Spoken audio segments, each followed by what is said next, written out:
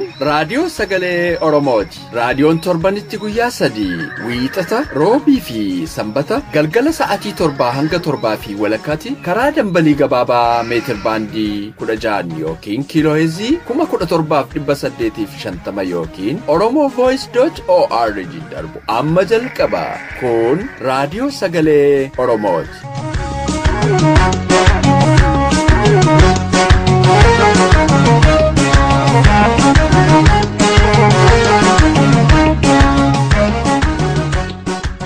Akkam ooltan dhaggeeffattoota keenya kabajamoo. Kun qophii keenya roobii reediyoo sagalee Oromoorraa yeroo kana isiniif darbu.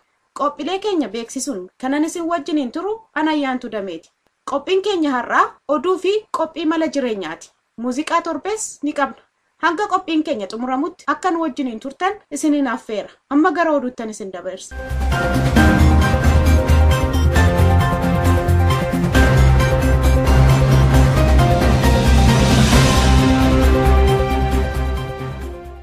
Akkam ooltan dhaggeeffattoota keenya oduu saati kanaaf qabnu sin dhageessisa. Tarkaanfii waraanni bilisummaa Oromoo zoonii kibbaa gidduu kana fudhachaa jiru qolachuuf ajajoonni waraanaa fi tikoonni mooyyaaleetti walgaanii jiru. Walgahii dhoksaan taa'an irrattis haleellaa woboo karaa adda addaa itti fufee jiru dhaabuuf humna shaalaqaa 3 of keessaa qabu roga adda addaan bobbaasuuf murteessaniiru. Hojii kana milkeessuuf caasaa nageenyaa fi waraanaa akka haaraatti dhoksaan uummata keessa bobbaasuuf illee akeekaniiru. Keessaayyuu gantoota kanaan dura waraana bilisummaa Oromoo gananii Wayyaaneetti galan akka odeeffannoo walitti qabaniif uummata keessa bobbaasaniiru. Gama kaaniin immoo qeerroo bilisummaa Oromoo akka waraana bilisummaa Oromoo fi ABO'f tumsan goone gochuuf karoorfatanii akka jiran maddeen keenya nuuf gabaasaniiru. Karoorri isaanis gidduu kana qeerroo walgahii waamuudhaan akka isaan ABO fi WBO biran dhaabbanni gochuu akka ta'e ibsaniiru. Qeerroon gaaffiin gaafatu gaaffii qajeelaadha. Kanaaf adda bilisummaa Oromootti dabalamuu qabu jechuudhaan shira xaxaa akka jiranillee oduun kun addeesseera. Waraanni bilisummaa Oromoo zoonii kibbaa keessa socho'aa jiru torbaan kana keessa walitti aansuun tarkaanfii aleellaa wayyaanee irratti akka fudhate gabaasuun keenya kan yaadatamu. Jaarmiyaan deeggartuu Oromiyaa damee Awustiraaliyaa gochaa mootummaa wayyaanee uummata Oromoo irratti raawwate balaaleffachuun ibsa baase. OSG'n ibsa bitootessa 13 bara 2018 baaseen ajjechaa mooyyaaleetti uummata nagaa irratti fudhatame jabeesse balaaleffateera. Lammiilee nagaa ajjeesuun seexaa namummaa dhabuurraa kan madduudha kan jedhe OSG'n gochaa yakkamaa mootummaan Itoophiyaa Oromiyaa fi Itoophiyaa bakka adda addaa keessatti gaggeessaa jiru dhaabsisuuf hawaasa addunyaa dhiibbaa barbaachisu akka godhu gaafateera. Haaluma wal fakkaatuun jaarmiyaan Advocacy for Oromiyaa gochaa mootummaa wayyaanee uummata nagaa irratti fudhatte balaaleffate. Jaarmichi ibsa gabaabaa nuuf ergeen akka ibsetti mootummaa uummataaf naatoo hin qabne kana seera addunyaatti akka dhiyaatuuf namuu ragaalee qabatamaan jiran akka walitti qindeessee gama jaarmichaa ergu gaafateera. Mootummaa yakkamaa duguggaa sanyii dalagu balaaleffachuu qofaan gahaa miti kan jedhe Advocacy for Oromiyaan mootummicha seera addunyaatti dhiyeessuuf ragaa walitti qabuun barbaachisaa ta'uu hubachiiseera. Haala kanaanis namooti ragaa qabatamaa barreeffamaanis ta'ee suuraadhaan akkasumas sagaleen qaban gara jaarmichaa akka ergu Advocacy'n gaafateera. Gama kaaniin uummata keenya madaa'anii fi maatii fi firri jalaa wareegame gargaaruuf gargaarsa walitti qabuu eegaluusaa jaarmichi beeksiseera. Gargaarsa karaa GoFundMe gaafatameef lammiileen Oromoo keessattuu deeggartoonni qabsoo Oromoo gumaacha isaaniin akka birmatan jaarmichi gaafatee jira. Advocacy for Oromiyaan jaarmiyaa bara 2014 hundeeffame tajaajila adda addaa uummata Oromoo biyya alaa fi biyya keessa jiraniif kennaa jirudha. Pirezidaantiin Ameerikaa Doonaald Tiraamp ministeera dhimma alaa isaanii Rex Tillersoniin taayitaarraa kaasan. Bakka Tillerson daayireektara eejansii basaasa giddugaleessaa yookaan CIA Mike Pompeoon akka bakka bu'u kaadhimaniiru. Daayireektari CIA'f immoo yeroo jalqabaatiif dubartiin Giinaa Hospeel jedhamtu kaadhimamteetti. Tiraamp ergaa Tiwutariin dabarsaniin tajaajila Rex Tillersoniin baay'isanii galateeffataniiru. Obbo Tillerson torbaan darbe biyyoota Afrikaa ba'aa ilaaluuf bobba'anii turuun isaanii kan yaadatamu. Gidduutti garuu addaan kutanii biyyatti deebi'aniiru. Obbo Tillerson ministeera dhimma alaa ta'anii waggaa tokko oliif tajaajilaa turuun isaanii kan yaadatamu. Pirezidaantiin Keeniyaa duraanii Daani'eel Arap Mooyi boqochuun isaanii gabaafame. maatiin isaanii akka beeksisanitti obbo Daani'el Arab Mooy waggaa 93 kibxata kaleessaa hospitaala Tel Aviv keessatti boqotan. Ibsi maatii isaanii irraa ba'e kun garuu waa'ee dhukkuba isaanii waan ibseen qabu. Daawwannaa hojiif gama Kuubaa imalanii kan jiran pirezidaantiin Keeniyaa Uhuru Keenyaataa fi haati warraa isaanis dhaamsa gaddaa dabarsanii gadda hedduu naasisaattiin jedhaniiru. Hayyuu fiiziksii beekamaa Stephen Hawking addunyaa kanarraa boqote. Stephen Hawking har'a ganama umurii isaa 76ffaatti mana isaatti boqote. Hayyuun lammummaa Ingilizii qabu kun qorannoowwan fiiziksii Black Holes fi Relativity jedhamuun kan beekamu ture. Damee beekumsa kanarrattis kitaaba beekamtii jabaa ittiin gonfatte Brief History of Time dabalatee kitaabota saayinsii hedduu barreesseera. Stephen Hawking umurii isaa 22ffaatti rakkoon narvii isa mudachuun kan beekamu. Hayyuchi fiiziksii kun amajjii 8 bara 1942 ture Ingiliz Oxford keessatti kan dhalate. Oduu isaati kanaaf qabnu kanumaa qophii keenyaaf waliin nagaan nu tura.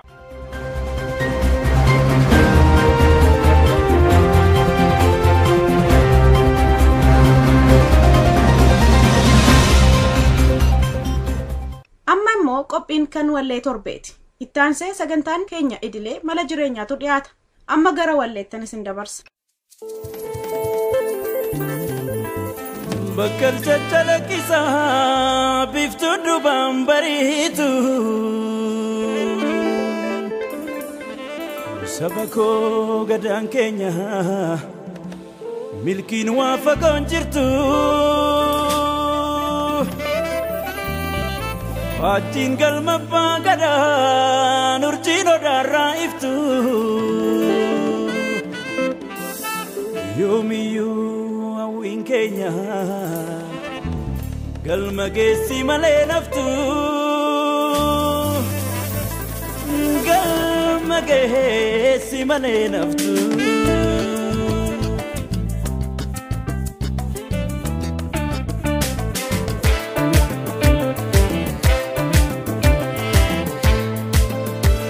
Gaafa tokko alli mijaawee argufteenya sabne milkaawee gaafa tokko alli mijaawee argufteenya sabne milkaawee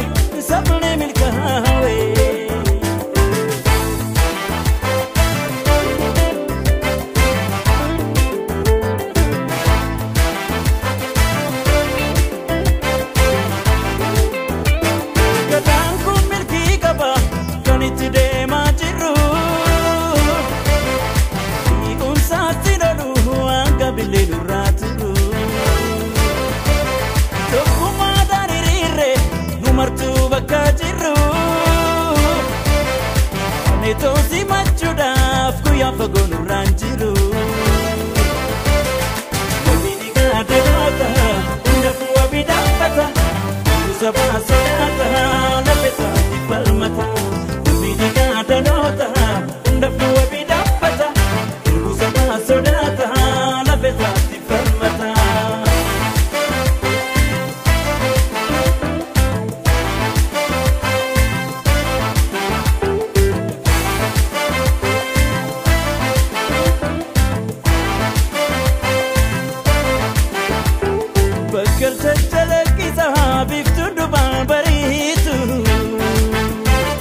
Sabako gadaan keenya milkiin waa fagoon jirtu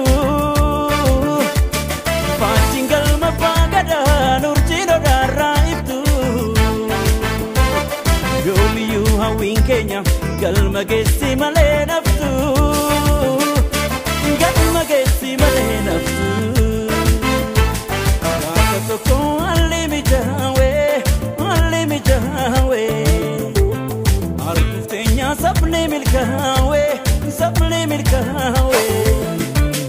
gaafa tokko alli mijaawee argufteenya sabne milkaawee milkaawee.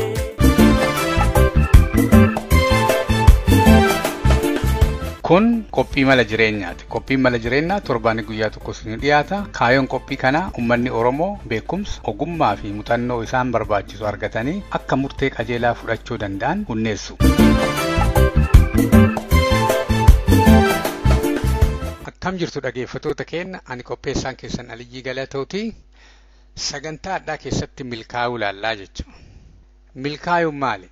Namni tokko waan akkanaa hojjadhee yookiin ammoo akkana godheeti waan akkanaa hin argadha jedhee waan inni kaayateeru sani fiixaan yeroo ba'u milkaa'e jedhama. Kama success jechuudha. Milkaa'uun kun yeroo baay'ee garuu namni kaayatee waan kana dalagaa haa jedhu malee milkaa'uun yeroo baay'ee nama diidaatiin murtaa'aa jechuudha. Waan atini argadhee gammadee yookiin ammoo baradhee eebbifamee hojii qabadha jettee waan sana yoo barattee hojii argatte yoo kan keetii milkoofteetta jechuudha. Yeroo baay'ee garuu milkaa'uu kana akka itti ilaallamu namatu waan uummanni qabaachuu barbaadu yoo ati qabaatte innini ka milkaa'uu kan successful akka amma jedhan kana jechuudha. Innini successii qabaa jedhan. Successful is satisfactioniin adda adda. Atini waan silaa namni qabaachuu irra jiru uduu hin qabaanne gammaduu hin malta. Yookaan immoo ofi quufuu malta jechuudha. Jiruun kiyya guutu jettee akka nama dheebotee bishaan dhugee quufee tokkotti dheebuu bahee tokkotti sitti toluun mala jiruun kan kee. Sitti toluuni waan diidaa dhufaatii miti. Waan si keessaa dhufaa jechuudha. Akka amantiititti imaana fa jedhanii galateeffachuu jedhanii akka amma iskuula maaliidhaan dhutti acceptance yoo uf fudhatte eenyummaa kan kee fudhatte jireenya kan kee fudhatte akka jirtu fudhatte ani jiruu qabaa jetteeti nagaan jiraatta jechuudha. Nagaan jiraachuun suni akka ati nama biraa hin tunne akka nama biraa hamanne akka ati nama biraa hin jibbine si gargaaraa jechuudha. Warri satisfied ta'e yookiin ammoo jiruu ofiirraa quufa qabu yeroo baay'ee jiruu nama biraa irraa rakkoo hin qabu. Warra amma satisfied and successful illee taateeti satisfied ta'uu dhabuu hin malta. Yookaan ammoo waan silaa namni dharra umartuu si bira jiraateeti ati garuu nama gammachuu hin qabne tokko ta'uu hin dandeetta. Maaliif akka ati jiruu kan kee furmaata yookaan ammoo hiikkaa itti kenniturraa gammachuu dhabdaa jechuudha. Akka ati jiruu kan kee hiikkaa itti kenniturraa gammachuullee qabaattaa jechuudha. Maal jechuu kun? Yoo waan qabdu kalaaltu taate hennaa maraa hin gammadda. Yoo waan hin qabne kalaaltu taate ammoo hennaa maraa gammachuu hin qabdu jechuudha. Maaliif si hafeera jechuudha. Si hafeera hennaa maraa jiruun kan kee dhidhuu waan ta'eef dheebuu qabda. Dheebuun sun ammoo waan biraa akka argattuuf si dhiiba. Haa ta'u atini bakkaan hin baane hennaa maraa akka rarraatee jirtaa jechuudha. Jiruu kan kee ammoo nama hedduutu dharraa. Ati ammoo jiruu kan kee kana jibbitee jirta. Maaliif waan qabdu duun taane waan hin qabne ilaaltaa jechuudha. Warri jiruu ofiitiif gammadan ammoo alhamdulillah jedhanii waaqa galata galchanii jiraatan. Wanti jiraataniif waan qaban laalan jechuudha. Oo an fayyaa qabaa. Nama meeqatu fayyaa hin qabne. An bahee deemuu danda'a. An ija qaba. An gurra qaba jedhaniiti. Wama ofirraa qaban kanaafuu galata guddaa galchan. Hagadhaan jiraadhe saayibban kiyya meeqa dhumateera. Jiraachuun kiyyaan gaya. Jedhaniiti waan qabanirraa laalan. Kun ammoo iskuula maastersii tokkitti callaa qabaa yookiin maastersii 3-4 hojjechuu qaba yookiin ammoo mana 4-5 bitachuu qaba yookiin makiinaa 6-7 bitachuu qaba. Holidee ulee akkana hin deemne maali akkana hin taane haati manaatii akkas hin barenne maali inni wama isa dhidhateerurraa yaadaa jechuudha. Kanaaf biyya faranjii kanatti hiyyeessaa miti ka of ajjeessu qabeenya taate jechuu isin jedha. Hiyyummaa qabeenyaa oduun taane mana gaarii keessa warra gaarii du qabani akkitti jiraatan sun jibbisiisanii warri of ajjeesan hedduu jira. Rakkoo mataa warri godhatan hedduu jira. Maaliif akkaataa jiruu kan kee ati hiikkaatti kennitutu gammachuu sii kennuuf gammachuu sii dhabuu achirratti qaba. Jiruu kan keetii quufuu dhabuu achirraa dhufa. Successful yookaan ammoo wanti jedhamu kun ammoo osoo uummata si murteessaa jechuudha. Waan uummata keessatti hawaasa Afrikaa kana keessatti yookaan ammoo hawaasa biyya keenyaatti dhufe hajaa isaa gara guddaa physiological needs irra. Physiological needs jechuun amma waan sammuutittuudhaan qabu baay'een isaa. hawaasa haaroftii yennaa yeroo biyya takka seenu tokko waan keessa bulu kana bitataa makiinaa bitataa iskuulaa reefuu dhaqaa wama maraa haarawaan gonna godhaaruufi inni waan guma kana irratti umrii isaa dhumata gara guddaa so physiological needs irratti yeroo isaa balleessaa jecha isuma kanaan sibikkan jecha ebalu digirii hin qabu ebalu mana hin qabu ebalu maalii hin qabu ebalu makiinaa akkasii hin qabu kanumaan ilaallamta jecha inni amanamaa inni ummata nama biraati yaada maaliin kunniin levelii biraa jecha inni nama jaalata inni maal ta'a akkas ta'a saba ofiiti yaada maaliin kunniin ummata reefuu biyya takka qobataaru keessatti wanti sunniin baay'ee bakka hin qabu beellama guutuu dhugaa dubbachoo maaliin kunniin akkasumara vaaliyuu guddaa hin qabu societiin keenya garuu aadaa fi maalii bareedaa keessa waan dhufeef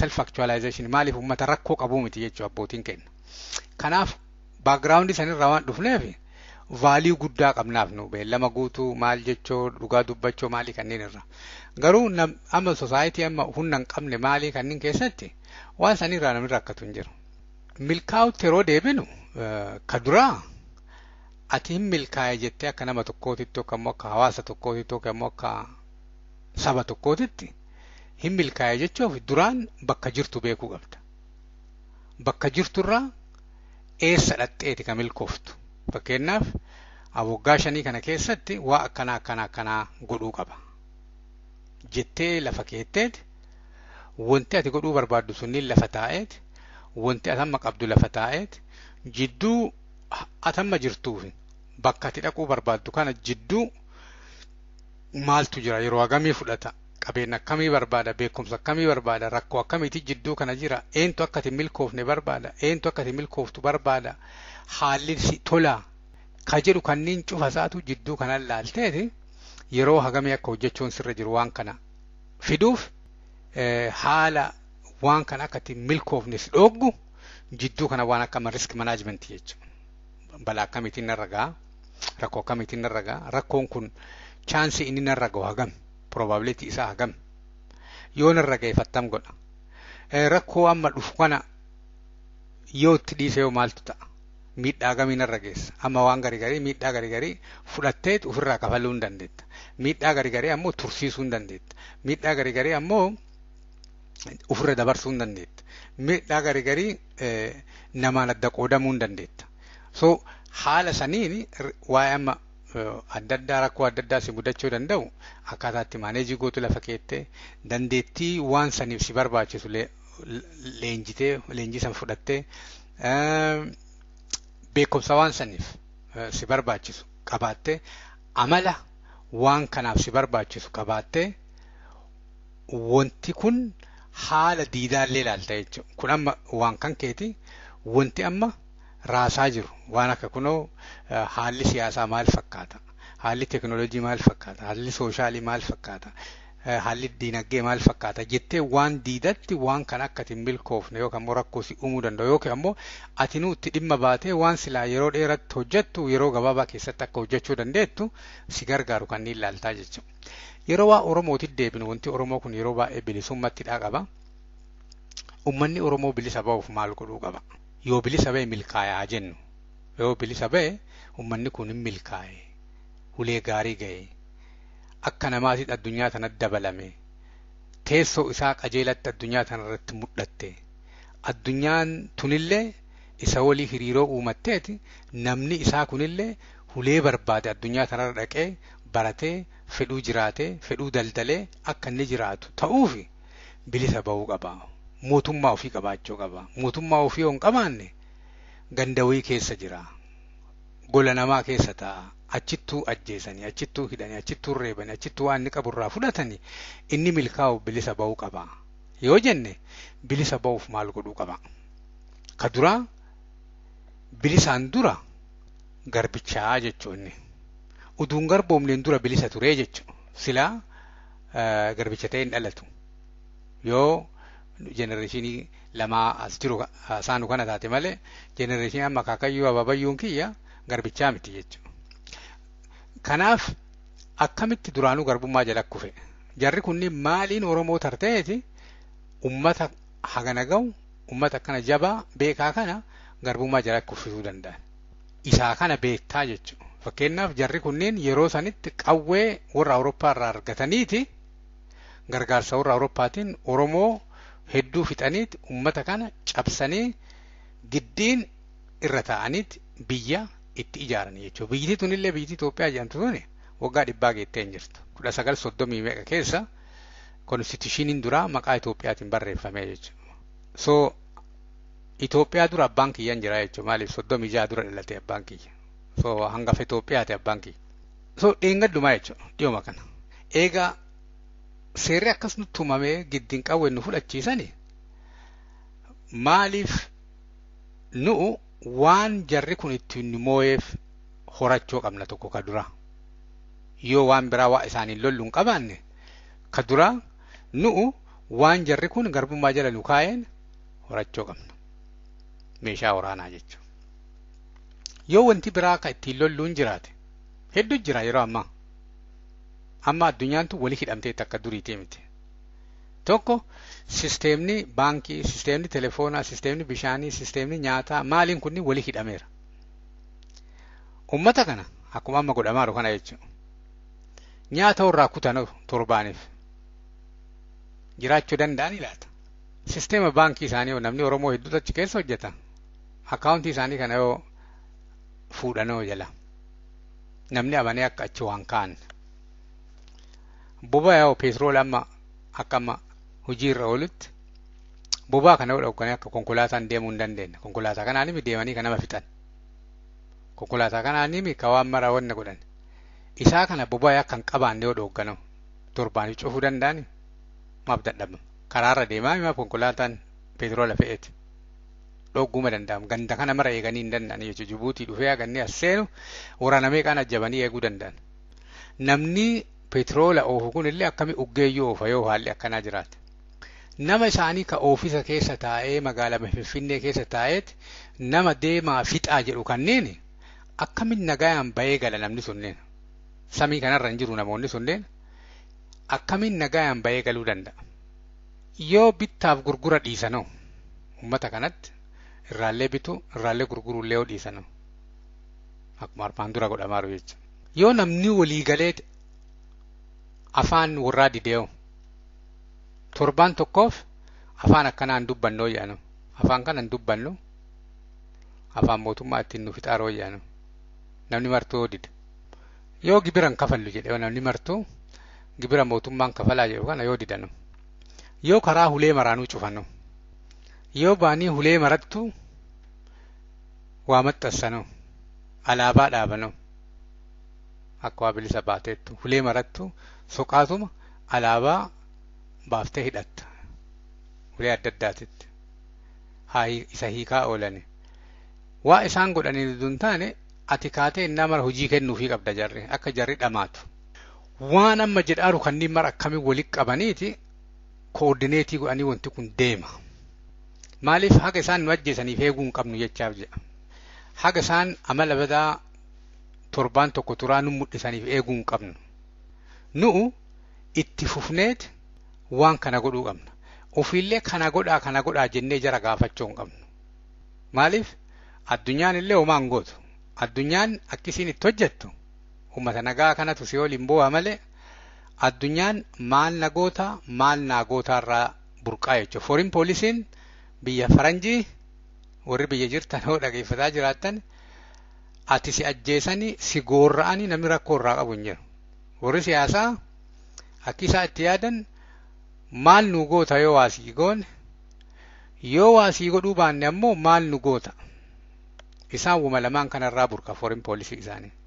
Uduu kawaa namaa godhan taate ijoollee daa'imman haawwatii Filisxeemitti Sooriyaatti xayyaaraan irra deemanii yeroo fixan taankii irra fixan isaaniyyuu waa godha.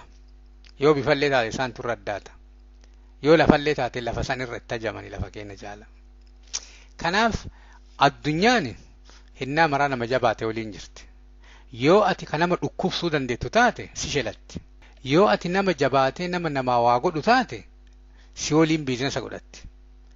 yoo ati ammoo ganamuma galgala si goorraa achi ka'aa ka waa dubbatu taate ka waa kadhattu taate achiin dooda nama shalattu taate achumaan booda yabboo na ajjeesanii na goorra'anii maa hin cadhiftanii ka jettu taate ofii lakkoofsi kan kee miliyoona 50 ko ta'u taate namni si kolfa yeroo namni dhukkubbii si uumatillee dhukkubbiitti uumuu danda'u qabda narraa ka'u jechuu qabda narraa deem jechuu qabda ofirraa kaasuu qabda jibbuu qabda nama isaan jala deemee waa adda addaa isaan waliin godhu kanniin illee ija addaatiin ilaaluun qabdu maaliif wanti ati irraa laaltu nama kan kee fixaaru nama kan kee ajjeesaaru wanti ati isa waliin fira taatuuf hin jiru maaliif gaafa fira taate nama kan kee ajjeesaaran kana fixaaran kana itti fufaa jedhatta rakkoorraan qabu Kiristi aarii mul'isuu qabda yoo haallee waan goona yoo aarullee homaa si aarsullee dhabe achi makamuu hin qabdu odeeffannoo kennuu hin qabdu jara waliin dhaabachuu hin qabdu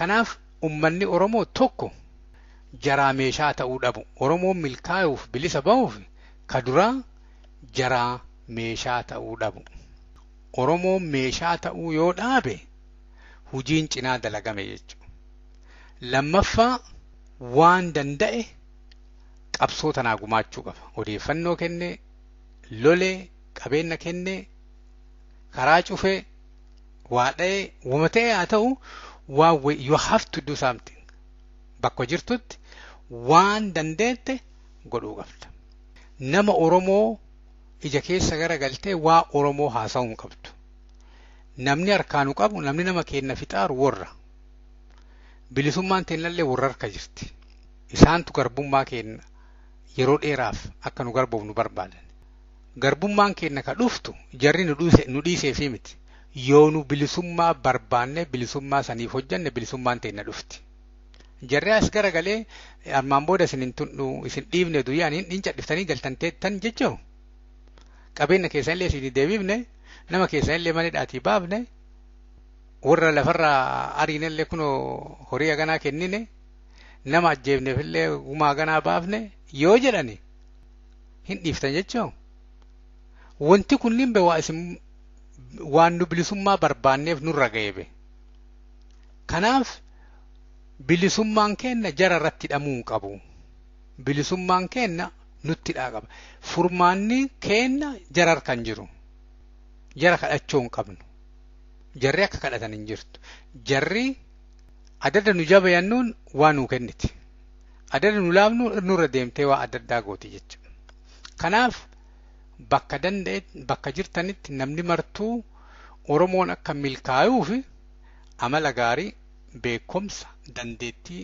qabaachuu waan qaban kanaan Oromoon akka milkaa'u irratti hojjechuu warra waa isin hojjettan barbaadaati warra waa akkasii hojjetu walii edaataa hojjechuu haala qara waa itti dalagdanillee yeroo yerootti jijjiiruu malli hedduutu jira qarmaan hagammaatti fayyadamanii hin jirre jechuudha karaa nagaallee ta'e karaa lolaallee ta'e wanti guddaan alagaa dha'uu callaa miti sodaatti uumu yoo sodaatani ganamaa galgala warra isaan deeggaru ta'e isaan ta'e akka isaan sodaatan waa wayitti uumuu qabda yoo sodaan kun itti baa'ataa deeme namni keessaa yaa'aa deema yeroo namni yaa'aa deemu konfidensii isaanii laafaa waan deemuufi namni ati loltuun lakkoofsi isaan diqqaataa jechuudha gaafa namni loltuu ati diqqaate akka salphaan mooteeti bilisummaa kan kee fidachuu dandeetta kanaaf Oromoon milkaa'uuf qaraa waan bakka kana isa fide beeku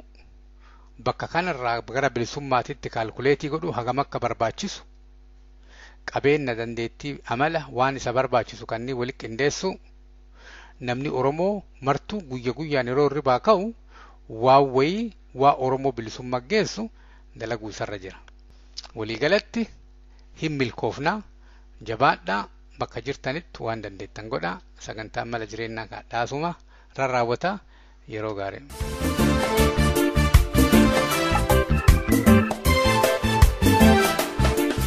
hanga yoonaatti kan caqasaa turtan reediyoo sagalee Oromoo dambalii gabaabaan isinii darbaa ture daqiiqaa 30f waan nu waliin turtaniif hedduu galatooma qophiilee keenya sanbataan hanga walitti deebinutti nagaan nuuf tura